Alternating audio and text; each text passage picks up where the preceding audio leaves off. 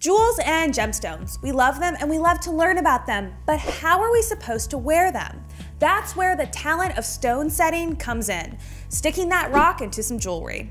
While a lapidary is the person who cuts and polishes gemstones, it's a jeweler skilled in stone setting who finishes the job. A mounting, or setting, is what you call a piece of jewelry designed to hold a gemstone. One of the most popular types of settings are prong settings, commonly used for engagement rings. The head of the ring is where the prongs live, and typically 3, 4, or 6 prongs extend from the base.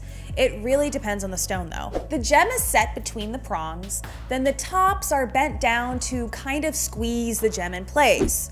The reason this setting is so popular for engagement rings is because it lets in so much light through the bottom of the gem. Gotta show off that sparkle. But if you're the kind of person who works a lot with her hands, then a bezel setting is probably better. Here, the stone is completely surrounded by a metal border. Since most of the stone is covered by metal, it will sparkle a little less. But a bezel setting is a sleeker, more contemporary look than a prong setting. If you really want some extra light though, there's always a semi-bezel setting.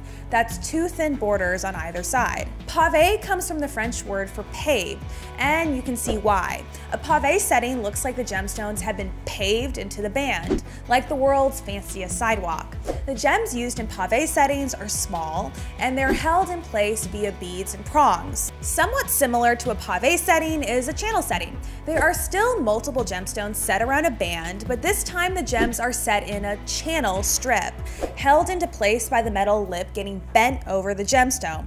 What's cool about the channel setting is this can be done for accent gems on either side of a larger gem, or it can be the entire ring. Pretty sleek. If you're interested in DIY stone setting, one of the best places to start is with wire wrapping.